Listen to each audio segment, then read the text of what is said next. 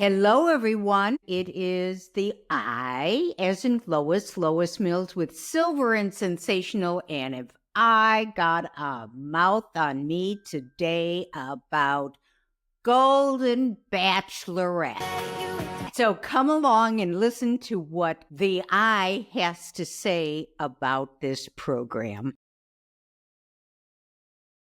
So for the immediate future, I'm going to try to be watching every episode of Golden Bachelorette, starting with the premiere that took place last night. 2 hours that I would rather be in a dentist chair having my teeth pulled without any Novocaine. My God, that was without question the longest 2 hours of my life. Just as an aside, give you a little background. I did a real number on The Golden Bachelor last year.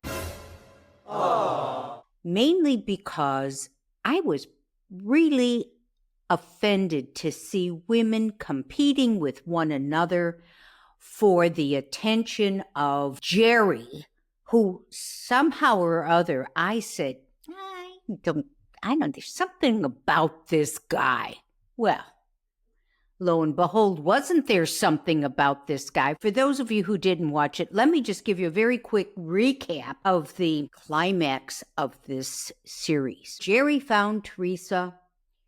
Teresa lived in New Jersey. I can't remember where Jerry lived. They even got married on TV. Big wedding. She's wearing the white dress. The engagement diamond. Like two teenagers. And then within 2 or 3 months, can't even call it a divorce. It was a breakup. The two or 3 months, they never even lived together. And the question is why? Well, they couldn't decide on a house because neither one of them wanted to leave their families. Like, you didn't talk about this before? You didn't have a conversation about, well, wherever we move, we're both going to be from our, away from our families. So one of the contestants, a very attractive, what seems to be a very lovely woman by the name of Joan Vassos, was one of the contestants, but she dropped out midway during the series because her daughter was suffering from postpartum depression, and she put her family before anything else. Family first. So, bearing that in mind, let's push all the way till last night, where the real theme was family first. Being a full-time dad was the most important thing for me. Our hometown visit, I can make it for your family. I'm doing the best thing for my children. Family is everything to me. Kids? It's Dad. Okay. I should back this up a bit. As they start with the intro, I think I saw something that really pissed me off. I think I saw a plate with hearing aids. Hearing aids on that plate that hands were picking up. And I said, what the hell is this? Is this to show that we're old? If I'm mistaken, let me know, people. But if I'm not mistaken, what 20-year-old decided to put hearing aids on the screen to let the world know that these people were not young? I don't know about any of you my age, but that was my first pissed off, turn off, whatever you want to call it. As these 24 men, and I'm telling you, this introduction took forever. And it was all, every one of them even brought a mason jar of chicken soup. Chock-a-noodle soup. Chicken soup. He needed to be sent home that moment. And somehow I thought she was just going to chug it because I didn't know where the spoon came from. And, I said, who is this appealing to? Flames flames on the side of my face. This is a woman who looks as though she has a beautiful body. She's a beautiful looking woman. She's in an exquisite gown, wearing beautiful jewelry, and is very charming and seems to be very kind. And I know it's all fantasy because I think she's in her 60s. I think she's in her early 60s. She's a grandmother, had a wonderful marriage. Of course, you know, I for all you widows and widowers out there, if this doesn't apply to you, just close your ears. But in my personal experience, a few of the people that I know who have been widowed never had a damn good word to say about their husbands when they were alive. And then once they hit the dirt, they become St. Peter, Paul, and all of the rest of the apostles. Of course, she had the most wonderful marriage. And what was she looking for? She was looking for someone to be kind and someone who put family first. This was the theme. So I sat and I watched and I watched and I watched. And it got so sappy. I mean, they had videos of the men's children. And the men would be crying that their children had such beautiful things to say about them. And he had a note that was written by his son for Father's Day, and he handed it to her, and she said, "Oh, I can't read it. I don't have my glasses." And he read it, and everything is so wonderful, and all these children, and my daughters are my life, according to the men. And I'm sitting there saying, oh my God. If your daughters are your life, what the hell is this woman going to be? And she was so intent on family first, and they were trying to impress her so with family first. And I think maybe many of them really felt that way. And I was thinking back to my own personal experience. You know, I went to 2 relationships, childless, to men who had children. And I didn't have extended family around me, so I could pick up and go where they needed to go if I wanted to.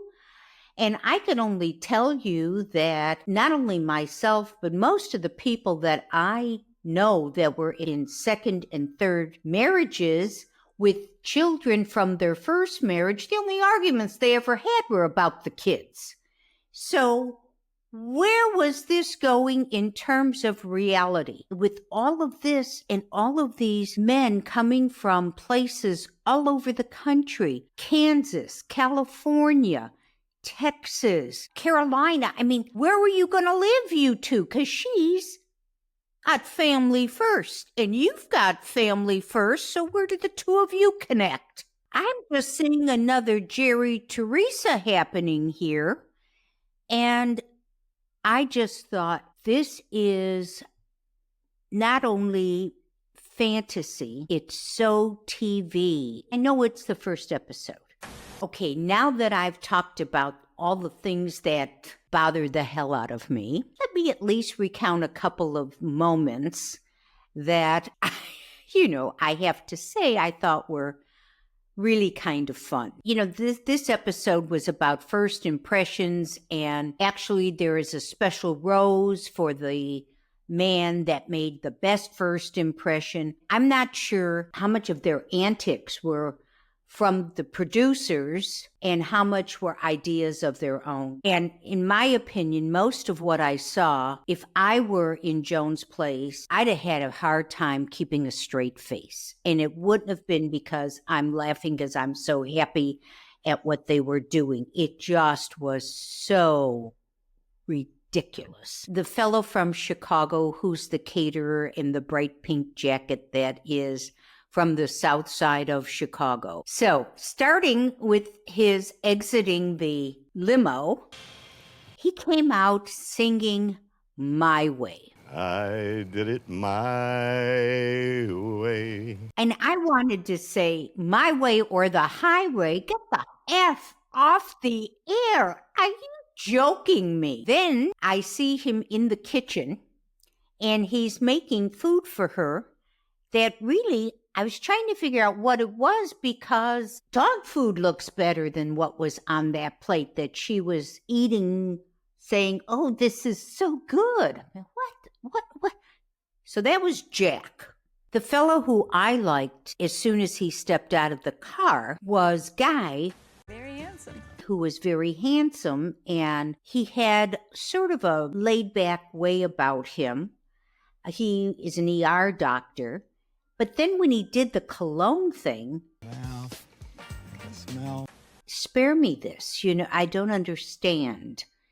Although what did I expect him to do? Pull out a syringe? We got one guy coming with his jar of chicken soup that he has perfected. Chock, the chicken soup guy. Chock, like chock full of nuts. Used to be a coffee brand, but this guy is Chock, the chicken guy.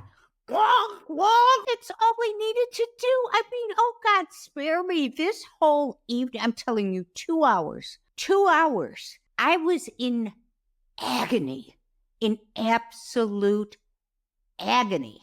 So then there was Keith, who came in this station wagon like he was Clark Griswold from Vacation.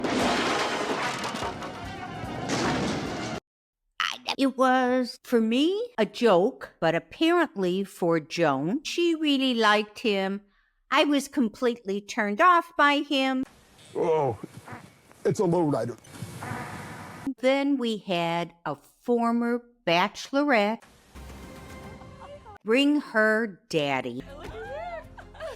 It reminded me of the times when I used to go online to the dating sites and I would see guys posting pictures of themselves with their kids. Now, maybe people with kids like this, but at my age, I don't want to know about your kids until I know you. So why are you doing this? And so I guess this again maybe was impressive to some people. To me, I found it a complete turnoff. So then I think that took care of the first hour. Then the second hour, they each get a one-on-one, 24 one-on-ones, 24 one-on-ones, albeit very short, maybe 60 seconds. And again, every one of them, I am impressed. Joan, you are so beautiful. I'm actually nervous. And Joan, I like you. I put family first. Of the 24, I swear to you, I heard at least 18. I put family first. I admire you for what you did. And you are so gorgeous. And if it weren't you, I wouldn't be here. Bullshit. You'll be here because how else are you going to get on national television? Watching your grandchildren at Kittyland? One guy who didn't have his kid to show showed his 90-some-year-old mother who's dying of cancer that he chose to leave so he could be on this show. But he was there only because it was her who he so admired and who was so beautiful and he was so sure would be the answer to all his prayers. I know I'm being cynical. I know it. But I also feel I'm being realistic and having a good time being cynical because I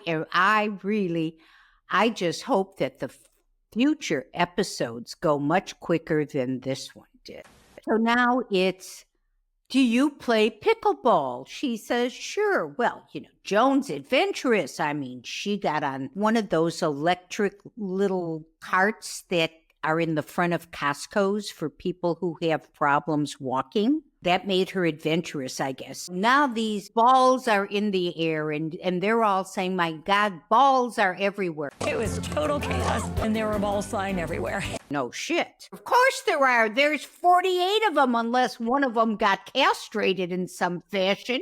Okay, so now there's a rose for first impressions. She chooses Keith with the cocked up old station wagon because it reminded her of her childhood. Really. And they kissed. And I thought, all this hugging and all of this is so forced. And again, before you write me nasty things, yes, I understand it's television. That doesn't mean I have to like it, but that gets done. He gets it. He kisses her. And now a plate of all the roses there. Who's going to be sent home? So she begins calling each of the names, and so, whatever, Chuck, will you accept this rose from me? And he says, yes, I will. And the next one, Thomas, will you accept this rose from me? I'm thinking, Jesus, are they really going to go through 18 people with her saying this? Will you accept? I mean, oh, God. Please, ABC, let me run this show. Please, I am chomping at the bit to run this goddamn show. And so now she's down to the last two. And there's a commercial in between. So you build up oh my God, I got to build up the suspense. Who's not going to be chosen? And the host comes on and what do you think? And she says, I am so upset. This is so hard to do. I don't want to hurt anyone's feelings.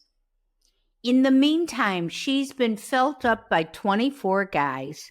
Because every one of them, the hug was not a hug of, it's nice to meet you hug. It was, these bear hugs. I mean, come on. A little too touchy-feely for someone I don't know. I have my boundaries. Joan, don't you? Anyway, now she's down to the last one, and it is Jack, south side of Chicago, bright pink jacket, big mouth, serving dog food and passing it off as a catered affair. I am sure that he was kept on because he adds a lot of color, because he just wants to be on television. And so I face the final curtain. I mean, he's just so thrilled that he's on TV. He's thrilled that there is a swimming pool he can go in and look at this house. He's enthralled. He will never leave on his own. What the producers don't know is he's moved everything he owns in a shed a half a mile down from the house because he ain't going home. All kidding aside, my predictions are I think she's going to end up with Keith, who she's already said she feels so safe with. That may be her criteria, which is what she said. She hasn't felt safe since the loss of her husband, but I think she also likes Mark and Chuck. Chuck chicken soup, Chuck. It's hard to say because, I mean, she, it's almost too soon into it, so I don't really want to make any real predictions. All I can say is I hope the program improves. I mean, the men sat in that room, the testosterone was flowing, but they still had the old boys club. They really had a camaraderie, but I didn't see any cutthroat competition, which I think is going to come later on. I would hope it would come later on because it's something's got to happen to make this program a little more exciting than what I saw last night. Because, honeys, I was bored stiff. I am hoping that you will stay with me, and we'll stay with it as long as this can be fun. So if you can go ahead and comment so we can have some fun with this, I will love continuing to do it. And all I can say is let's just make this a fun adventure because you know what? It really can be. I just don't want anyone feeling that this is nothing but overrated television. But I want to do it because I love being cynical when it really doesn't hurt anyone. What do you guys think? Please comment below. For all of you who have not yet subscribed, please go ahead and do so. Hit the like button and do share us with your friends. Because of the timing of the program, we've had to change our taping, so do make sure you hit the notification bell so you know when our Jessica is dropping it. So in the meantime, thank you for tuning in. I hope you've had a few laughs with me. If you want to be kept up with what's going on with the Silver and Sensational, do make sure you check our blogs, which come out every Sunday. In the meantime, be well, take care, God bless. Bye now.